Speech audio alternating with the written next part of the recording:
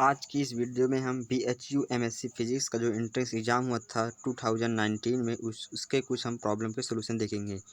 तो मैंने उस पेपर को डाउनलोड किया है। अगर आप लोगों के पास वो पेपर नहीं है तो आप BHU के ऑफिशियल वेबसाइट bhu.online.in पे जाकर उस पेपर को डाउनलोड कर सकते हैं। तो हमारा पहला है पोलराइजेशन। क्वेश्चन में जो क्वेश्चन पेपर था उसमें हमसे पूछा था polarisation.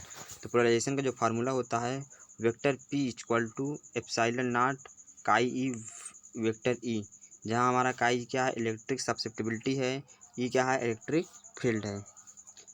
Question number second, paramagnetic substance की जो सब्सिबिलिटी होती है को होती है chi equal to mu naught N M square upon 3 kBT। T हमारा टेम्परेचर है, KB बोल्ट्जमान कांस्टेंट है और N नंबर ऑफ मॉलिक्यूल्स है, M मास है।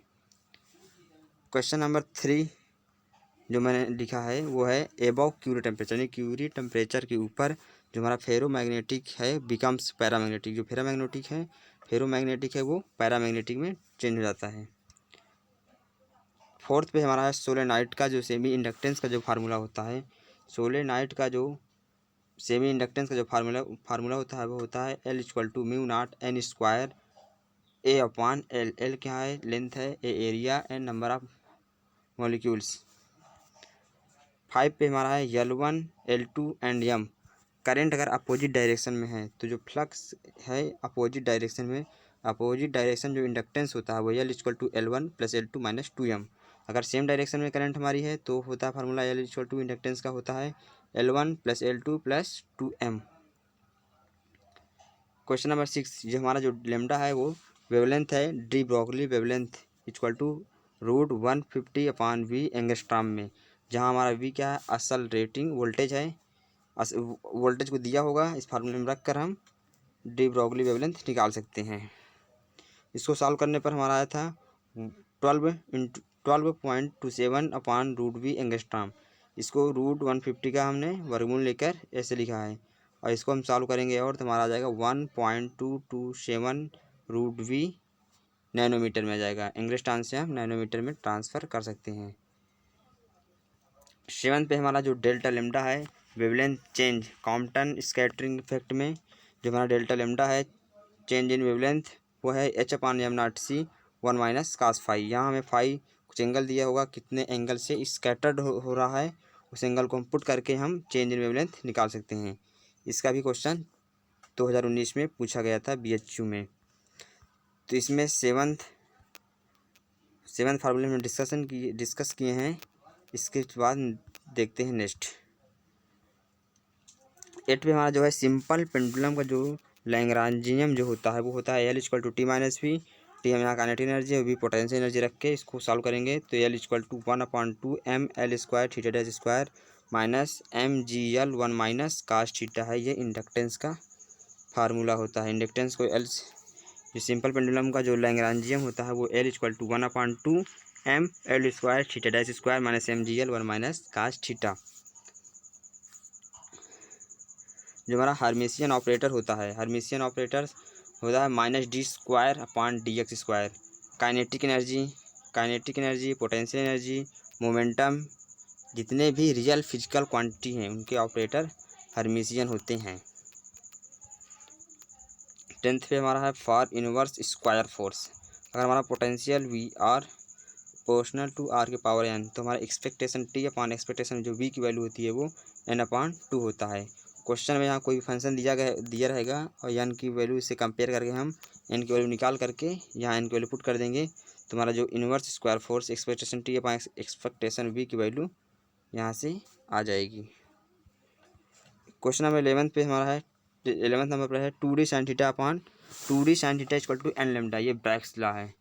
ब्रैग्स लॉ का भी क्वेश्चन BHU में कई बार पूछा गया है। क्वेश्चन नंबर 12 पे हमारा है हाइड्रोजन एटम के लिए जो हमारे एक्सपेक्टेशन 1/r की वैल्यू होती है वह 1/a0 होती है। ये हाइड्रोजन एटम के लिए है जो एक्सपेक्टेशन 1/r की वैल्यू 1/a0, एक्सपेक्टेशन r की वैल्यू 3a0/2, एक्सपेक्टेशन r² की वैल्यू 3a0²। ये इम्पोर्टेंट है, ये हमेशा पूछा जाता है। क्वेश्चन नंबर 3 पे हमारा जो रिलेशन है lambda upon d lambda equal to n small n capital N, जो हमारा capital N total number of ruling है, स्मॉल एन ऑर्डर है। इसका भी क्वेश्चन पूछ जाता है। इस एक क्वेश्चन इसका देख लेते हैं। ये हमारा लेमडा 1 क्वेश्चन में दिया था, गिवन था 5890 एंगस्ट्रॉम। लेमडा 2 यहाँ दिया था, यहाँ हम लेमडा की वैल्यू निकाल लेंगे एवरेज करके इसका। यहाँ lambda upon d lambda equal to small n capital N में रखेंगे तो हमारा लेमडा यहाँ 5893 एंगस्ट्रॉम जो एवरेज इसका आएगा, और डी लेमडा 6, स्मॉल एन की वैल्यू 1 था और एन की वैल्यू यहाँ से निकाल लेंगे हम। जो यहाँ हमारा डी लेमडा है, चेंज इन वेवलेंथ है 5890 और यहाँ 5896। तो यहाँ जो हमारा डी लेमडा होगा, d lambda equal to lambda 2 minus lambda 1 हम करेंगे अगर, तो हमारा ये आ जाएगा यहाँ से 6। तो यहाँ डी लेमडा की वैल्यू 6 पुट करेंगे तो हमारी एन है, जो हमारा एन है, एन की वैल्यू आएगी 982। 50 पे हमारा है जो इंटेंसिटी होती है सेंट्रल मैक्सिमम की, वो प्रोपोर्शनल होती है एन स्क्वायर के। अगर एन की वैल्यू 2 है तो हमारी जो इंटेंसिटी है इंक्रीज कर जाएगी 4 टाइम्स। 16 पे है हमारा मिसकल्सन फेरोमीटर जो रिलेशन होता है lambda equal to 2x upon N. यहाँ x डिस्टेंस है, डिस्टेंस वैल्यू दिया था तो यहाँ पुट करके हम, और कैपिटल एन की वैल्यू गिवन था तो इसको सॉल्व करेंगे तो हमारा 600 एंगस्ट्रॉम आएगा। एक अगर हमसे फ्रिंज विड्थ पूछता है, फ्रिंज विड्थ अगर हमसे पूछा क्वेश्चन में फ्रिंज विड्थ, तो फ्रिंज विड्थ को हम लिखते हैं x equal to capital D small lambda upon 2d। हमारा कैपिटल डी है स्लिट से लेके जो हमारा पर्दा है उसके बीच की डिस्टेंस को कैपिटल डी लिखते हैं। जो हमारी दो स्लिट होती है S1 S2 उसके बीच की डिस्टेंस को हम स्मॉल डी लिखते हैं।